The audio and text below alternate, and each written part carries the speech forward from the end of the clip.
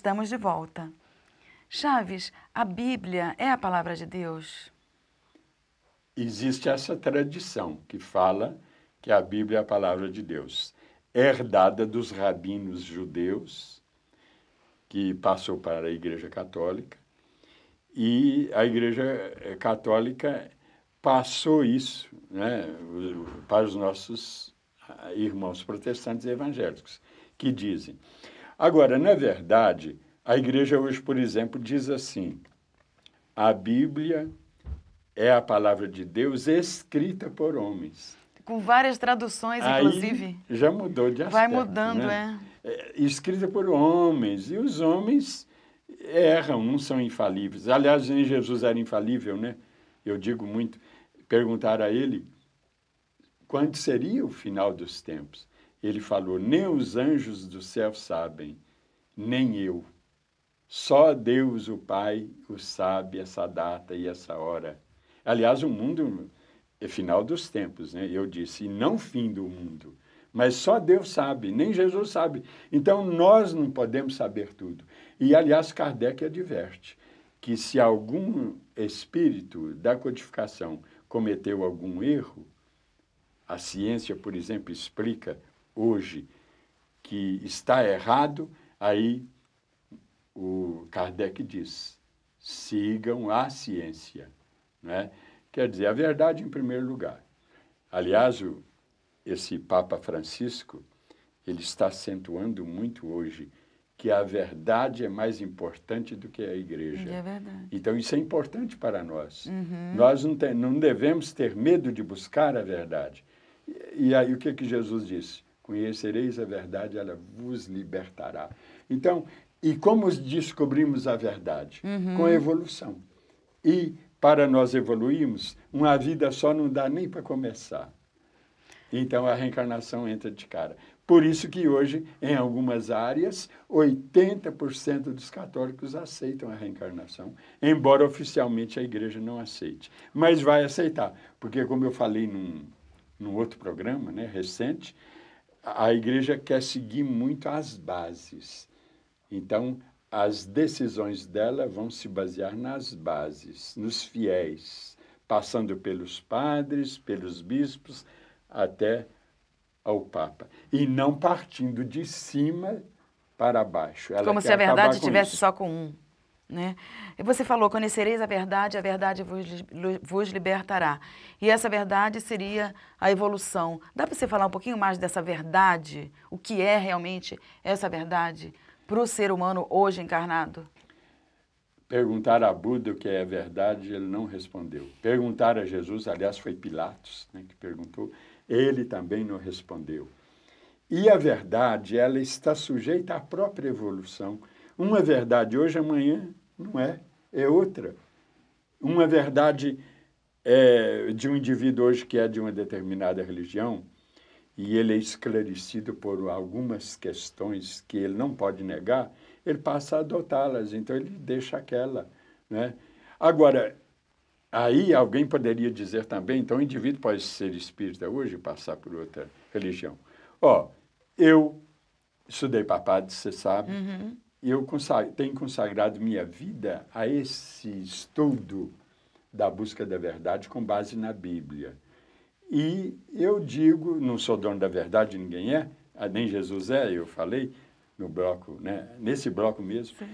Então, acontece o seguinte, eu vejo e falo de modo convicto que a religião mais ligada às verdades da Bíblia é o Espiritismo. Não existe outra. Não quero aqui difamar os dogmas, mas os dogmas são doutrinas polêmicas. E porque são polêmicas, exatamente viraram dogmas. Na Idade Média, morria na fogueira quem não aceitasse o dogma.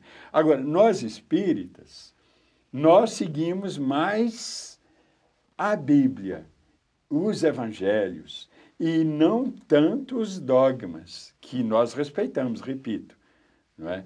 Mas os dogmas são doutrinas polêmicas, e a própria igreja hoje, ela não fala abertamente, mas ela está deixando cair num esvaziamento os dogmas. Está deixando cair no esvaziamento.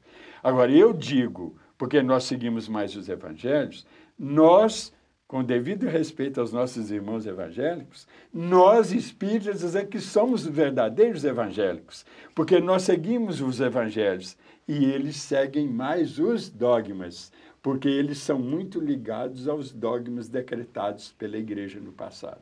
Chaves, nós, com toda a nossa ignorância, será que essas verdades que é citada, inclusive no Evangelho de Kardec, não seria mais a prática de atitudes dentro da moral, dentro da ética, dentro da caridade, dentro dos ensinamentos que está na doutrina? O Kardec, muito bem, ele escolheu aquelas partes dos evangelhos mais importantes. Sim. Não é porque elas são favoráveis ao espiritismo, como alguns aí têm falado. Não, é porque são verdades mais importantes para a nossa vida diária e que mexem mais conosco, né, com a nossa vida prática. Por isso ele pegou essas partes mais importantes. Por exemplo, as do Sermão da Montanha, né, que as bem-aventuranças estão, todas. Nos capítulos 6 em diante de Mateus e também de Lucas, e das bem-aventuranças, que você falou, e outras partes que estão relacionadas com esse Sermão da Montanha, com essas bem-aventuranças, que têm mais afinidades com elas, porque são exatamente as partes dos evangelhos que representam a sua nata.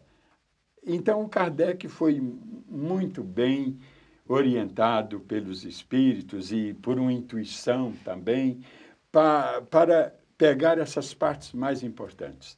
E, inclusive, eu acabei de traduzir para a editora Chico Xavier o Evangelho segundo o Espiritismo. E eu me debrucei muito em cima desses textos. E o Kardec foi muito feliz em escolher essas partes mais importantes dos evangelhos. Tá certo. Infelizmente, estamos no final desse programa. Suas considerações finais, Chaves? Muito obrigado, Celina. É sempre um grande agradeço. prazer que eu participo com você do Presença Espírita na Bíblia. Muito obrigado também aos nossos queridos telespectadores e meu abraço fraterno para todos. E você, gostou do programa? Ficou em dúvida? Quer fazer alguma pergunta? Escreve para a gente. Presenca, presença sem cedilha, @tvmundomaior.com.br e a gente responde para você, tá bom? Esperamos também você no próximo programa. Até lá.